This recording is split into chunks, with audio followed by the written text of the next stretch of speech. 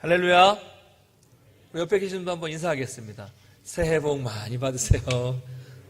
네. 맨날 텅 빈 공간에서 설교를 하다가 성경 구절을 교독한다는 게 이렇게 행복한 건지 몰랐습니다. 여러분들의 목소리가 들리니까 너무나도 반갑습니다. 여러분도 화면을 통해서 보셨겠지만 또 교회 오니까 그래도 조금 많이 좀 바뀌어 있죠? 뒤에 화면과 옆에 좀 바뀌어 있고요. 좀 올 한 해 예배에 관해서 더 이제 많이 좀 강조하면서 가려고 합니다. 같이 또 기대해 주시면 좋겠습니다. 계속해서 룻기 말씀을 보고 있습니다. 오늘은 순종이라는 제목으로 좀 말씀을 나누기를 원합니다. 저의 이 목회 잘 들리시죠? 네, 잘 들리시죠? 크게 하겠습니다. 저의 목회과정에서 중요한 결단을 내린 적이 여러 번 있었는데요. 그중 한 번은 지난 시간에 말씀을 드린 것처럼 제가 이제 서울에 있는 그 강남교회 큰 교회에서 사역을 하다가 이제 제 나름대로 이제 여기서 나는 부교육자 생활을 마지막으로 하겠다. 여기서 내가 잘하고 생활해왔던 이 서울, 경기, 이 수도권 지역에서 나는 담임 목사로 이제 청빙을 받아서 나가야겠다라는 계획을 세웠는데 그 계획이 무너졌을 때였습니다. 그래서 다른 곳으로 어딘가 이제 또 다른 부교육자 혹은 담임 사역지를 찾아야 되는 순간이 왔죠. 그래서 아주 중요한 순간이었기 때문에 정말 금식하면서 정말 간절히 기도 정말 많이 했습니다. 그런데 기도의 응답은요, 제가 예상했던 것과는 달리 지방으로, 그것도 한 번도 가보지 않은 전주로 내려가라는 그런 응답을 받았습니다. 일반적으로 우리가 기도를 할 때 어떻게 기도합니까? 그래도 지금 내 상황보다는 좀 더 좋은 상황으로 가는 걸 기대하면서 조금 더 상황이 나아질 걸 기대하면서 우리가 기도를 하지 않습니까? 그런데 응답은 전혀 예상 외였고요. 지방으로 내려가라는 것이었죠. 사실 처음에는 인정하고 싶지 않았어요. 왜냐하면 한 번도 가본 적이 없어요. 물론 이제 아마 차 타고 지나가다가 콩나물 국밥 한 번 먹은 게 다였고, 게다가 그것은 분쟁 중이었던, 한참 막 나눠서 싸우고 뭐 소송 걸고 막 폭력 사태 나고 막 분쟁 중이었던 그런 교회였기 때문에 가고 싶지 않았어요. 인간적으로 생각할 때는 가고자 하는 결정을 내리기가 쉽지 않았습니다. 그런데 가게 된 이유는요, 첫 번째는 정말 열심히 기도했기 때문에 이 마음속에 성령의 충만해서 어떤 말씀이든 간에 순종해야겠다라는 이런 마음이, 열려진 마음이, 순종의 마음이 있었기 때문이었고요. 또 하나는 그렇게 순종할 수 있도록 인도해 주셨던 분이 한 분 계셨습니다. 그분은 하형록 목사님이라는 분인데요. 영어 이름으로 팀 하스라는 목사님입니다. 제가 그분을 개인적으로 아는 건 아니고요. 그때 읽었던 여러 가지 책들 중에 그분의 책을 읽었는데 그게 결정적이었어요. 왜 하필 그런 중요한 결정을 내려야 될 때 그 책을 읽었는지 지금 생각해보면 하나님의 전체적인 인도하심이었다라고 봅니다. 원래 그분의 책은 여러 가지가 있는데 그 중에서 이제 잠언 31장이라는 제목의 P31, 성경대로 비즈니스하기라는 책이 더 유명합니다. 여러분 이 목사님의 책을 다 읽어보시면 좋겠지만 특별히 우리 청년들이나 또 사업을 하시는 분들이나 사업을 준비하시는 분들은 반드시 기독교인들은 읽어야 할 책이라고 생각을 합니다. 그런데 이제 그분의 책을 보면, 특별히 페이버라는 책인데요. 이 책을 보면 그분의 이 신앙, 말, 그리고 그분의 삶의 모습이 되게 도전이 됩니다. 아, 저렇게 살 수 있는 거구나. 근데 이 페이버라는 책을 보면 내용 중에 그 하나님의 뜻을 분별하는 것은 단 3초면 된다라는, 순종하는 데는 3초면 된다라는 그분의 말씀이 참 기억에 남습니다. 어떻게 중요한 결정을 3초 만에 결정할 수 있느냐? 우리는 금식도 하고 막 40일 기도하기도 하고 100일 기도하기도 하고 이렇게 기도하면서 결정하는데 어떻게 3초 만에 결정할 수 있느냐? 그 목사님의 말씀은 이겁니다. 내가 희생하는 쪽으로 가는 것이, 내가 손해보는 쪽으로 가는 것이 하나님의 뜻이라는 것이죠. 예를 들면 이분은 어릴 때부터 어려움을 다 경험하셨어요. 그 아버님도 목사님이었기 때문에 이 나환자촌에서 봉사하시는 나환자촌에서 살았기 때문에 아버님이 거기서 사역하신 당연히 자식도 거기서 살았겠죠. 어려운 모습들을 봤고 놀림도 당하고 뭐 이런 어린 시절을 보냈습니다. 그러다가 미국으로 가셔서 이제 목사님이기도 하지만 건축 일을 하셨습니다. 미국의 큰 주차 타워를 건축하는 이런 일을 하셨는데 한참 일할 나이인 30대 초반에 이 심장에 아주 큰 이상이 생긴 것을 발견을 한 거죠.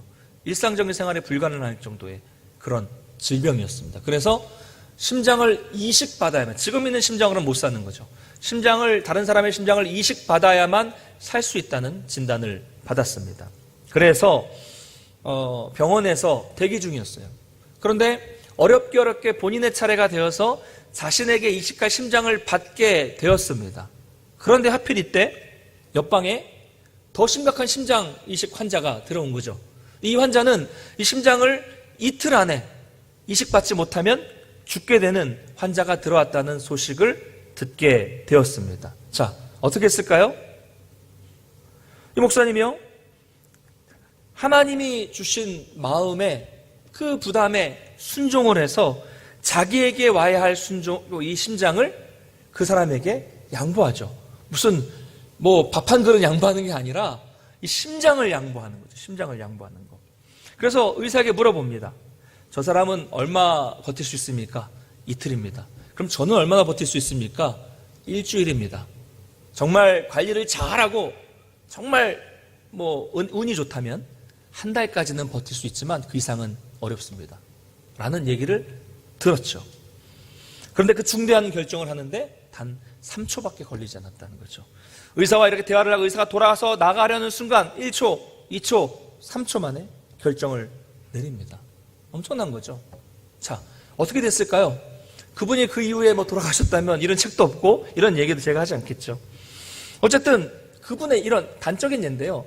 이분의 이 하나님의 주시는 마음에 대한 이 즉각적인 이 순종의 삶이 하나님의 은혜를 입게 되는 것이죠. 이게 favor라는 단어입니다. 책. 우리나라의 이 단어 중에 정 하면 우리는 딱 알아듣잖아요. 정. 그런데 이 정을 외국어로 번역하기가 상당히 어렵다고 합니다. 이 적당한 단어가 영어에도 다른 단어에도 없기 때문에 정을 번역하는 건 상당히 어려워요. 마찬가지로 이 영어 favor라는 단어는 우리 한글로 번역하기가 상당히 어렵다고 하죠. 그래서 보통 은혜 혹은 인애 이렇게 번역을 하기는 합니다. 어쨌든 그런 이 목사님의 그런 어떤 적극적인 순종, 즉각적인 순종을 하나님께서 기쁘게 보셔서 그 목사님에게 놀라운 페이버, 놀라운 은혜, 인애를 베풀어 주셔서 그 삶 속에 기적이 나타나는 것들을 기록하고 이야기들을 나눈 것이 바로 페이버라는 책의 내용들입니다. 정말 많이 울었고요. 정말 많이 이 도전을 받았습니다. 그래서 그때 제가 기도하고 이런 책들을 읽고 은혜를 받은 것이 없었다면 제가 지방으로 분쟁 중인 교회로 내려가는 일도 아마 쉽지 않았을 겁니다. 그리고 그렇게 하면서 이렇게 동문교로 오는 것도 쉽지 않았을 거죠. 하나님의 그런 섭리가 있었다라고 볼 수 있는 것입니다. 계속해서 우리가 룻기 말씀을 묵상하고 있습니다. 룻기에는 특별히 3장에는요 하나님의 섭리에 순종하는 사람들의 이야기가 등장합니다. 바로 나오미와 룻과 보아스 세 사람입니다. 저는 이것을 순종이라는 주제로 묶어봤습니다. 오늘은 나오미와 룻의 모습을 살펴보겠습니다. 지난 시간에 우리는 본문을 통해서 이 룻이 친족인 보아스의 밭에 가게 되었고 거기에서 있었던 일들을 다 시어머니인 나오미에게 말을 하게 되었고요.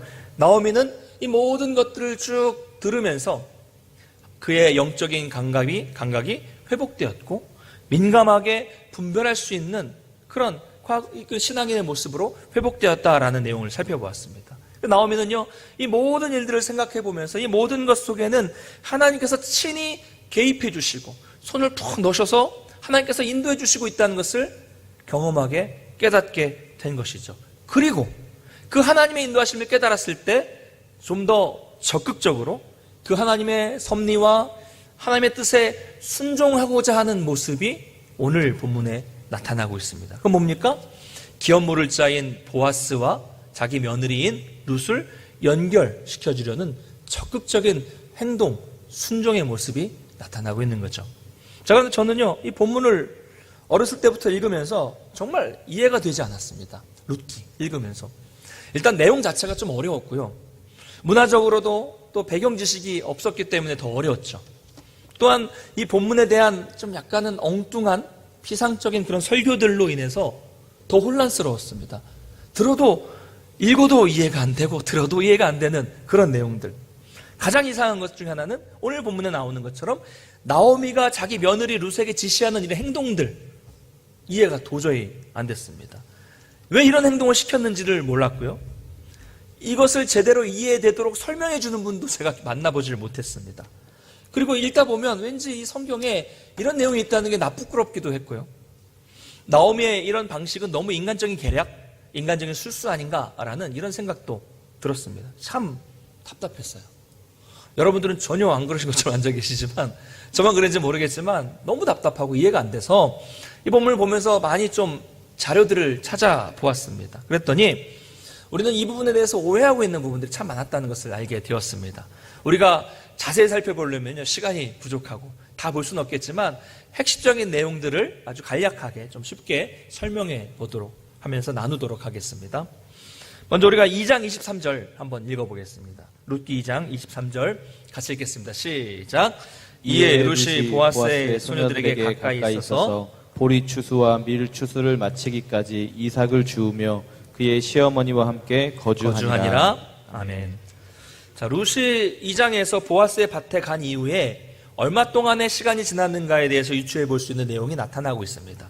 분명히 보리 추수할 때 보아스의 밭으로 가기 시작했는데 본문을 보면 보리 추수가 끝나고 또 밀 추수를 마치기까지 이삭을 주었다라고 말하고 있습니다. 이것은 보통 한 7주에서 8주 정도의 기간으로 봅니다. 그러니까 지금 룻은 2달 정도를 보아스의 밭으로 이삭을 주우러 나간 거죠. 그리고 2달 정도 계속 갈 때마다 2장에 나오는 것처럼 보아스가 베풀어 주시는 그런 인애를, 특혜를 계속 누리고 있었던 것입니다. 시간은 이 정도 지났고요. 우리 3장 1절을 한번 같이 읽어볼까요? 3장 1절 같이 읽겠습니다. 시작. 룻의 시어머니 나오미가 그에게 이르되 내 딸아 내가 너를 위하여 안식할 것을 구하여 너를 복되게 하여야 하지 않겠느냐. 아멘. 2달 정도가 이렇게 지났고 이제 나오미는 며느리에게 룻을 위해서 안식할 곳을 구하겠다라고 말합니다. 이 안식할 곳은 그냥 어떤 장소적인 측면이라기보다는요, 결혼을 통해서 주어지는 남편의 어떤 그 날개 아래, 그늘 아래 있는 안전함, 안식, 이것을 말하고 있는 것이죠. 그러니까 여러분, 이 룻기를 보면요, 어떤 고부간의 이런 갈등 이런 게 아니라요, 오히려 시어머니가, 자기 아들, 딸이 아니라 시어머니가 며느리의 혼사를 알아보는 아주 기이한 현상이 벌어지고 있는 것입니다. 그런데 지금은 룻은 어떤 상황입니까? 성경이 말하는 것처럼 우연히도 보아스를 만나게 되었죠. 보아스는 누굽니까? 가까운 친족이고 기업 물을 자 중에 한 명이었습니다. 물론 보아스가 가장 가까운 친족은 아니지만 나오미는 보아스의 성품이나 룻에게 지금까지 베풀었던 인애를 보면서 이 보아스가 하나님이 보내주신 기업 물을 자라는 것을 확신하고 있었습니다. 그래서 연결시켜주려 하는 것이죠. 그 좋은 기회를 오늘 만나게 되는데요. 우리 2절 말씀을 같이 한번 읽어보겠습니다.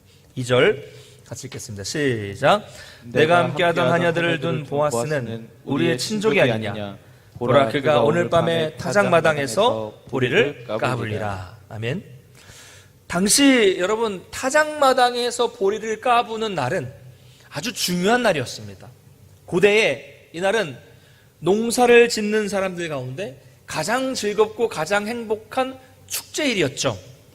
밭에 추수가 다 끝나면 밭에서 추수를 하죠. 그럼 그동안 이 추수한 것들을, 이 곡식단들을 다 묶어가지고 다 모아서 이제 다른 곳으로 이동을 합니다. 아주 널찍한 타작마당으로 이동해서 그곳에서 타작을, 곡식을 하게 됩니다. 제가 뭐 농사에 대해서는 잘 모르지만 이스라엘에서는요, 이 금속, 쇠붙이 같은 것이 붙어있는 도리깨 같은 걸로 이 줄기와 이 겨와 이삭이 붙어있는 이 곡식을 내리치죠.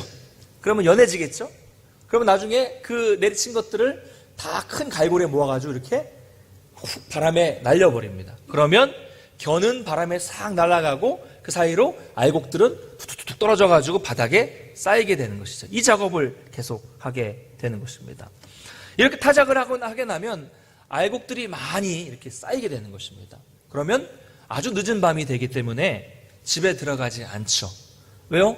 너무 늦기도 하고 그 곡식들을 어떻게 운반을 합니까? 밤에? 지켜야 되잖아요. 그래서 타작마당에서 일꾼들과 주인은 잠을 다 자게 되었습니다. 그날은 1년 중에 가장 흥겨운 날이었기 때문에 주인의 기분은 최고조에 오릅니다. 그래서 함께한 모든 사람들과 음식을 나누고 술을 나누면서 아주 흥겨운 잔치가 여기서 타작마당에서 벌어지게 되는 것입니다. 자, 이 정도 기쁜 날이라면 주인의 마음에는요, 1년 중에 가장 기쁜 날이기 때문에 큰 여유가 생깁니다. 이런 날에는 웬만한 사람의 요청은 다 들어주게 되어 있습니다. 우리도 그렇지 않습니까? 여러분이 기분이 아주 나쁜데 자녀들이 장난감 사줘요. 그러면 사줍니까? 안 사줍니까? 장난감이 무슨 소리야 하면서 막 소리를 지르고 화를 내겠죠. 아이들도 그런 날은 말하지 않습니다. 그러나 기분이 아주 좋을 때는요, 웬만한 요청은 들어주게 되어 있는 것이 인간의 마음이죠. 그래서 오늘 2절 말씀처럼 이 타작마당에서 곡식을 까분다, 이런 얘기를 들으면 우리는 잘 못 느끼겠지만 룻기를 읽고 있었던 유대인들은 이날은 뭔가 아주 좋은 일이 벌어지는 그런 날이구나라는 것을 알 수 있는 그런 내용이 타작마당에서 보리를 까분다는 것이고, 나오미도 그 좋은 날이었기 때문에 이 날을 이용하게 되는 것입니다.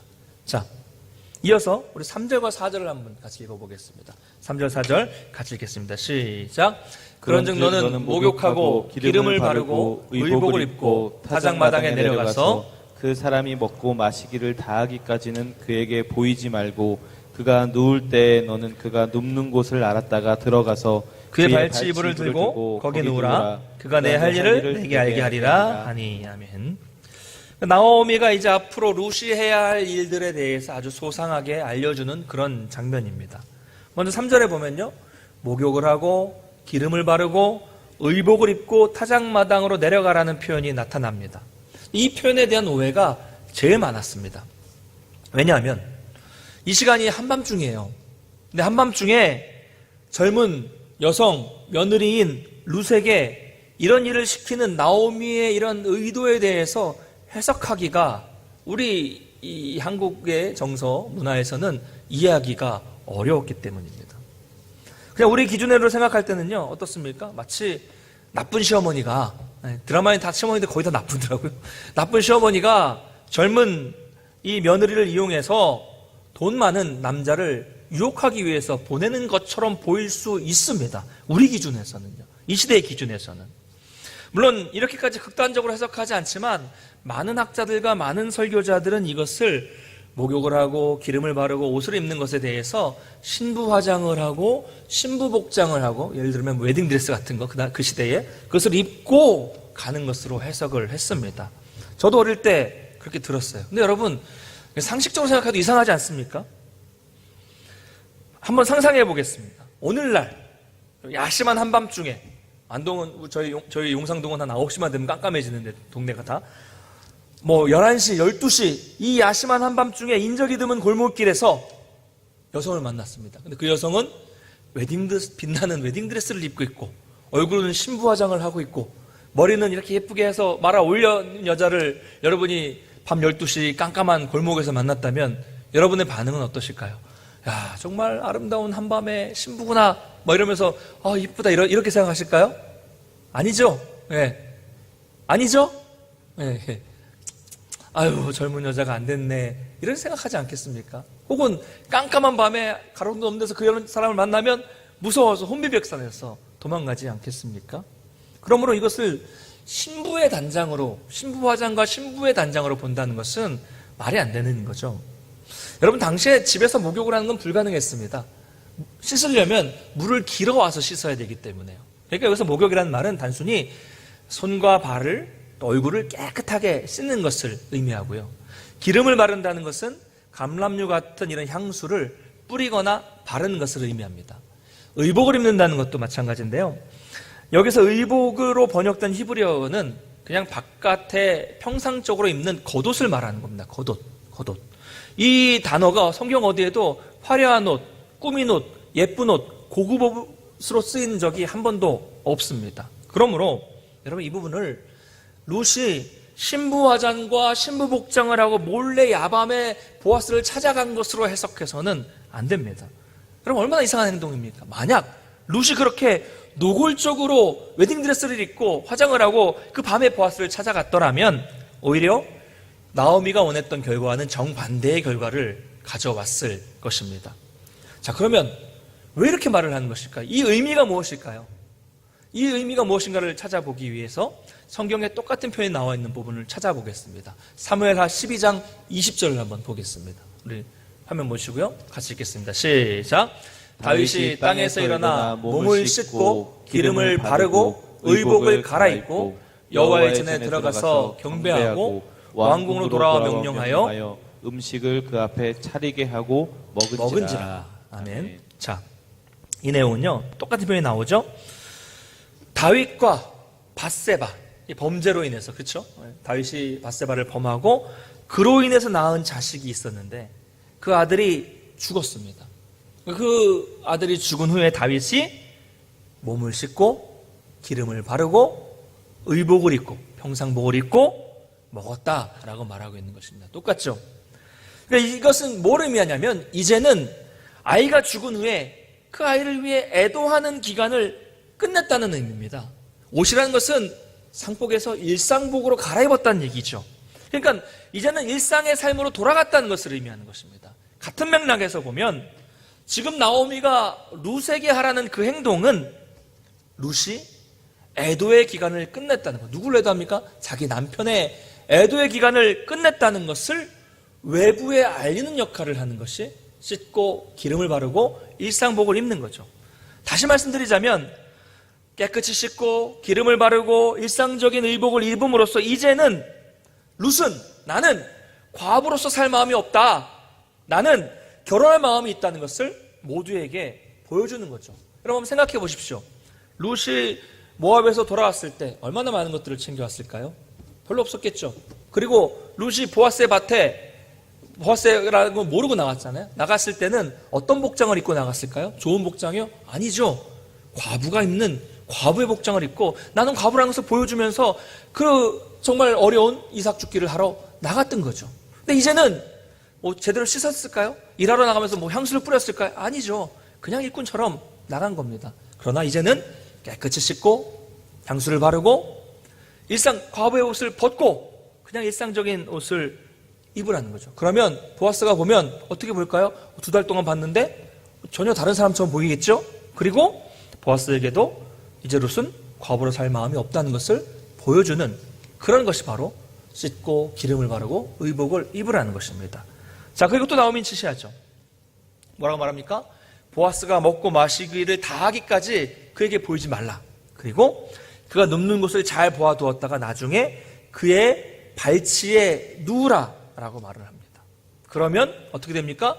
보아스가 그 이후에는 해야 할 일을 알려줄 것이다 라고 말을 합니다. 이 부분이 정말 이해가 되지 않아요. 두 가지 질문입니다. 왜 나오미는 며느리에게 이런 요상한 일을 시키는 걸까요? 왜 외간 남자의 발치에 누우라고 시키는 것일까요? 또 하나는 어떻게 나오미는 그 다음에 보아스가 해야 할 일을 알려줄 것으로 확신하고 있는 것일까요? 화를 내거나 뭐 다른 걸 하는 게 아니라 다음에 해야 될 일을 알려줄 것이라는 확신을 어떻게 하는 것일까? 두 가지 의미이죠. 뭐 되게 복잡하지만 근데 간단하게 설명을 드리자면요. 여기에는 우리가 이해하지 못하는 이스라엘의 고엘 제도, 기업물을 자에 대한 내용들이 배후에 깔려 있는 겁니다. 우리 문화랑 다르잖아요. 고엘 제도 설명드렸죠, 지난주에. 뭐 형제 중에 자식이 없이 죽으면 그 아내와 그 형제가 또 다른 형제가 결혼을 해서 자식을 낳고 그 자식이 내 자식이 되는 게 아니라 그 죽은 형제의 자식이 돼서 대를 잇게 하는 것. 이 고엘 제도의 이 모든 것들이 생각이 이 배후에 깔려 있는 것입니다. 우리에겐 생소하지만 이들에겐 너무나도 익숙한 그런 법이죠. 뿐만 아니라 여기에는 나오미의 보아스에 대한 신뢰가 나타나고 있습니다.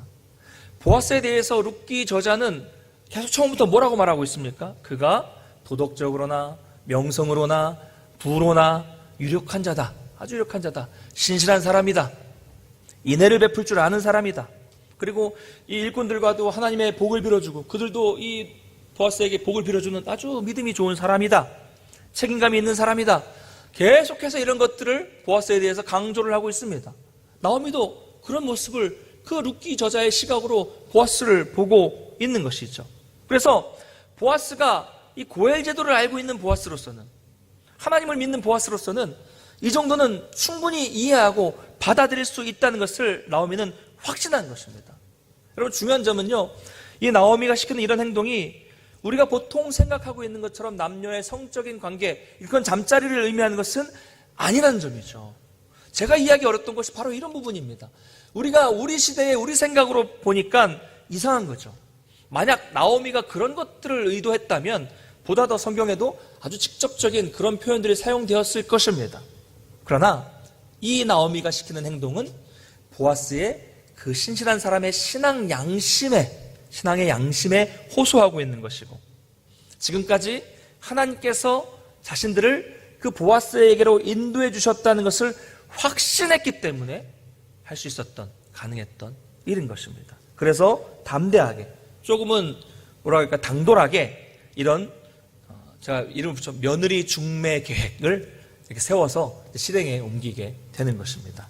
자, 참 본문이 복잡하고 우리 정서와 잘 안 맞아서 좀 어렵긴 한데요, 우리 이 말씀을 통해서 우리가 하나님의 뜻을 깨달았을 때에 어떻게 행동해야 하는가에 대한 교훈을 얻을 수가 있습니다. 우리는 오늘 본문에서 아주 적극적으로 하나님의 편에서 하나님의 일을 진행하는 나오미의 모습을 발견할 수가 있습니다.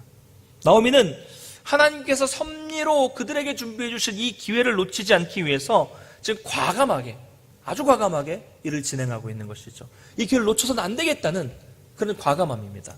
성경은 이것을 인간적인 욕심이나 나오미의 술수로 보지 않습니다.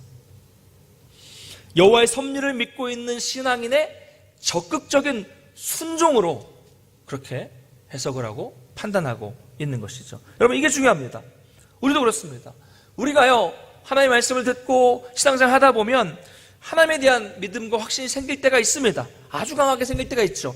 그렇게 하나님에 대한 믿음과 확신이 생겼다면 주저하지 않고 그분의 뜻에 대해서 순종하며 나아갈 필요가 있는 것입니다.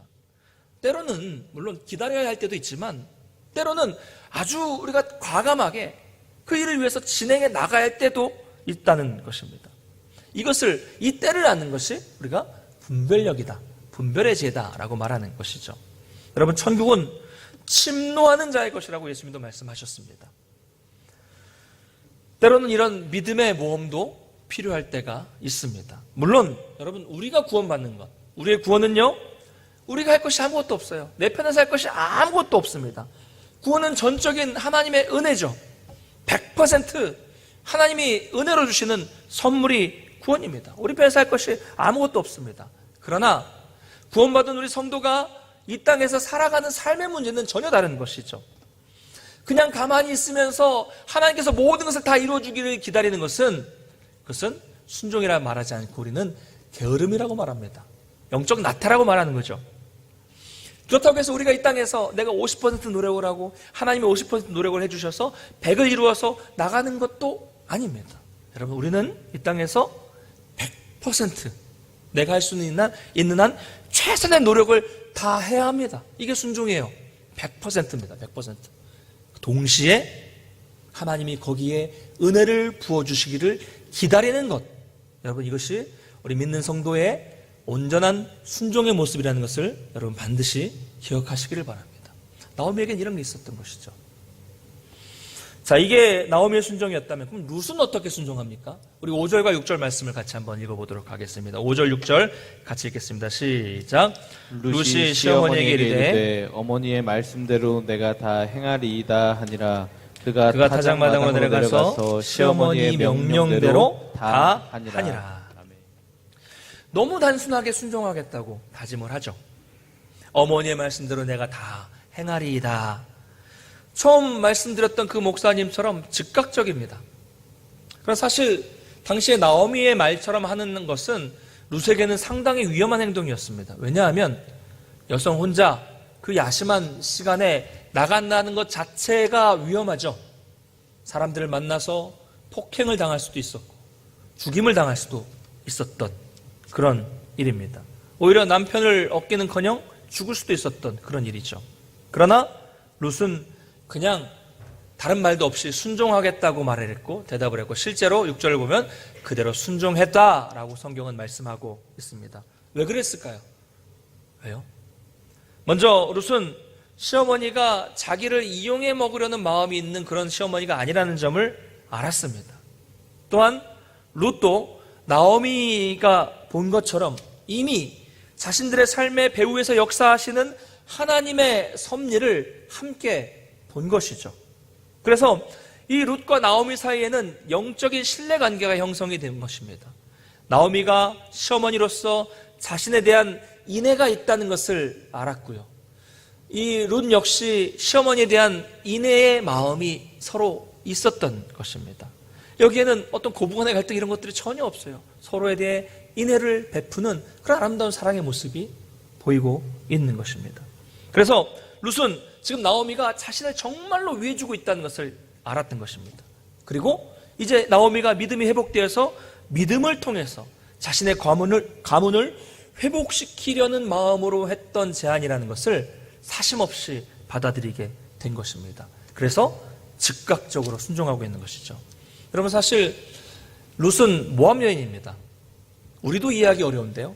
모압 여인인 룻이 이스라엘의 전통적인 제도인 이 고엘 제도를 안다고 한들, 설명을 들었다고 한들 얼마나 그것을 잘 이해할 수 있을까요? 다른 문화인데 전혀. 아마도 나오미가 이렇게 위험한 행동을 하라고 한 것에 대한 의미를 정확히 100% 다 이해하지 못했을 것입니다. 한밤중에 그런 요상한 행동을 하라는 것을 다 이해하지 못하고 갔을 거예요. 그러나 룻은 한마디, 왜 그렇게 해야 되는 거죠? 너무 위험한데요? 힘든데요? 이런 말을 하지 않고 즉각적으로 순종했다는 것이죠. 여러분, 그래서 이 나오미와 룻은 결국 하나님의 섭리와 하나님의 뜻을 이루는 주인공이 될 수 있었습니다. 이것은 단순히 시어머니의 말씀에 대한 순종이 아니라 하나님의 뜻에 대한, 거대한 하나님의 섭리와 그분의 뜻에 대한 그런 불평 없는 즉각적인 순종이었던 것입니다. 여러분, 그러므로 우리도 내가 이해할 수 없다고 할지라도, 내 머리로 이해하기 힘들어도 그것이 말씀이라면, 정말 나에게 주신 확실한 하나님의 뜻이라면 불평 없이 즉각적으로 순종해야 한다는 것을 여러분 믿으시기를 바랍니다. 오늘 말씀을 맺겠습니다. 여러분, 이 룻기에 등장하는 나오미와 룻과 보아스는 서로에게 헤세드, 즉 인애를 베푸는 사람들이었습니다. 시대가 어떤 시대였습니까?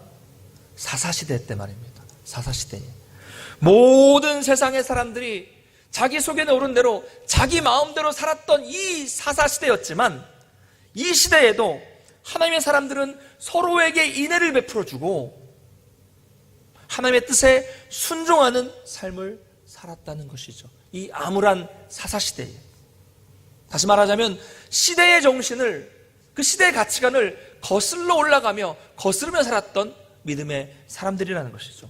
여러분, 우리도 마찬가지입니다. 이 약한 세대 속에서 실패하고 넘어질 수 있습니다. 쓰러질 수 있습니다. 그러나 다른 사람들이 다 그렇게 살아간다고 해서 나도 이 세상 속에서 정말 튀는 삶을 살지 않고 평범한 삶을 살려면 나도 그렇게 살아야 돼, 이런 생각으로 우리는 타협해서는 안 됩니다. 왜 그렇습니까? 우리는 하나님의 말씀을 따르는 성도요, 거룩하게 구별된 하나님의 백성이기 때문입니다. 할렐루야. 우리는 그런 사람들이에요. 여러분, 한번 여러분의 주변 한번 둘러보십시오. 여러분 주변에 있는 사람들을 한번 하나하나 생각해 보십시오. 그렇게 사는 사람들이 있습니까? 사사시대 같은 이런 암울한 시대에 그 시대를 거슬러서 말씀대로 순종하면서 정말 즉각적으로 순종하는 사람들이 있습니까? 어떠세요? 별로 없는 것처럼 보일 수 있겠지만 분명히 이 시대의 정신을 거스르며 사는 분들이 있습니다. 처음 말씀드렸던 그런 목사님과 같은 분들 분명히 있습니다. 히브리서 말씀대로 구름같이 둘러싼 허다한 믿음의 증인들이 분명히 있습니다. 그리고 내가 그런 순종의 사람이 되어야 할 것입니다. 사랑하는 성도 여러분, 기억하십시오. 하나님의 손길에 민감한 사람은 순종하는 것에도 민첩하게 순종해야 합니다. 하나님은 그런 사람을 통해서 놀라운 역사를 이루십니다. 보십시오. 나오미, 이분의 지혜와 순종으로 얼마나 놀라운 일을 이루게 되었습니까? 여러분, 룻의 이 적극적이고 즉각적인 순종이 구속사에 있어서 얼마나 위대한 일을 이루었습니까? 뭐예요? 결국 나오미와 룻의 순종은 그들의 가문에서 다윗 왕이 태어나게 되었고, 그들의 순종으로 인해서 그들의 가문에서 회복이 되어서 누가 나옵니까? 예수 그리스도가 나오는 이 놀라운 일, 두 여인이 이루게 된 것이죠. 순종이 이루게 된 것입니다. 그러므로 우리도 하나님의 손길을 깨달았다면 민감하게 반응하고 즉각적으로 순종하시기를 주님의 이름으로 축원합니다. 아무리 나에게 힘들고 부담스러운 일이라고 할지라도 아까 말씀드린 대로 순종은요, 내가 희생하는 쪽으로 가면 됩니다. 내가 좀 손해보면 됩니다. 다 알죠. 이미 정답 다 알고 있습니다. 그러나 싫으니까 안 하는 거죠. 그러나 여러분, 나 같은 사람을 통해서 하나님께서 놀라운 일을 이루신다면, 나오미와 룻처럼 이루신다면 얼마나 그것이 큰 복이겠습니까? 여러분, 내 순종을 통해서 이 순종 때문에 다른 사람이 행복해진다면 얼마나 이것이 행복한 일이겠습니까? 그런 사람에게 하나님은 더욱더 큰 은혜를 부어주시지 않을 리가 없음을 믿으시기 바랍니다.